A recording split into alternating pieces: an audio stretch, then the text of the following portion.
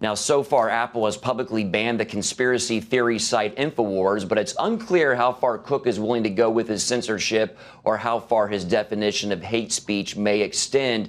But some of his broader comments about morality have raised serious concerns among conservatives. Let's listen to Tim Cook now. At Apple, we believe that technology needs to have a clear point of view on this challenge. There is no time to get tied up in knots. That's why we only have one message for those who seek to push hate, division, and violence. You have no place on our platforms. Franklin Graham responded directly to Cook in a Facebook post and asked the question, who defines morality? Graham also reminded his followers that Cook's comments should concern all of us. He wrote, the only thing is, as sinful human beings, we don't get to define morality or sin according to our own desires, preferences, or agendas.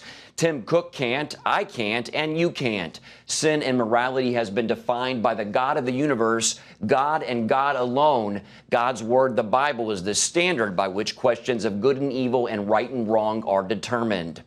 Meanwhile, on Tuesday, the battle between Google and conservatives returned to Capitol Hill as the tech giant's CEO assured House Judiciary Committee members he runs the corporation without partiality toward any ideology. GOP lawmakers pressed Google's CEO Sundar Pichai on allegations of employees' anti-conservative bias and how that may influence the company's business practices. Pichai denied the charges, saying he leads the company, quote, without political bias. Ephraim? Mark, real quick, do we know what Americans think about the alleged bias when it comes to social media companies? Good question. A study from the Pew Research Center reveals concerns of bias are bipartisan.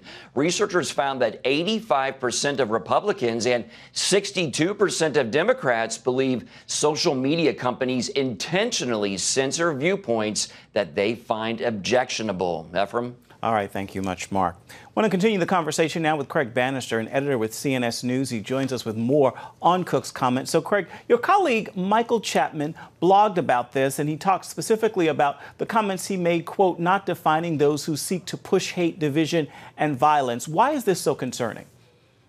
Well, as Reverend Graham said, this shouldn't be a subjective matter, but apparently morality in Apple's eyes and Mr. Cook's is. And the concern is, what about Christians, conservative Jews, and Muslims who believe homosexuality is a sin? Does that violate Apple's sense of morality, and is that going to be banned? Should Americans be concerned when it comes to constitutional free speech rights when it comes to these platforms? Well, I think absolutely.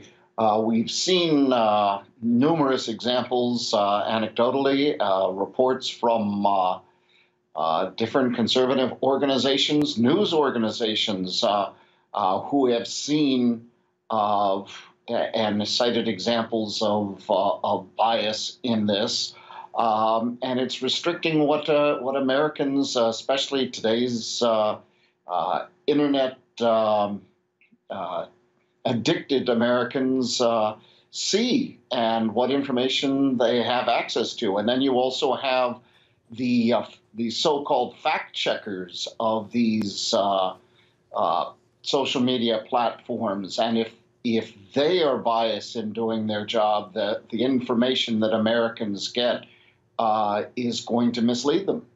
Do you think there's a double standard with this when Apple sells music as well as videos with profanity and sexual images versus censoring and banning, for instance, InfoWars conspiracy theorist Alex Jones because of the contents and opinions? What do you think this suggests?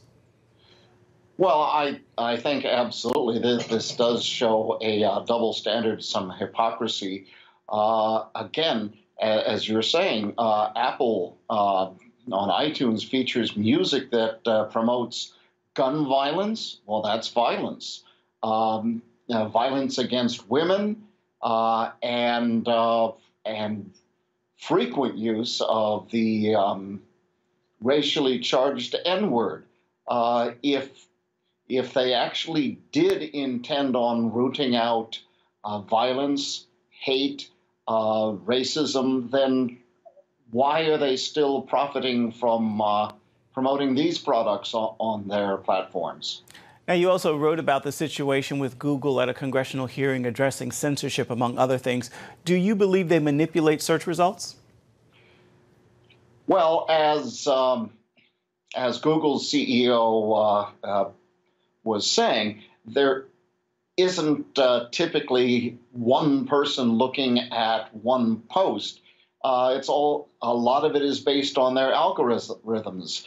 But that doesn't excuse them because, as you know from programming language, the expression garbage in, garbage out, you can program these algorithms to look for words like Christian, faith, morality, traditional marriage. And if you dub those hate speech, well, then it's going to discriminate against certain points of view, Christian points of view. All right, Craig Bannister with CNS News Service, thank you so much for your insights.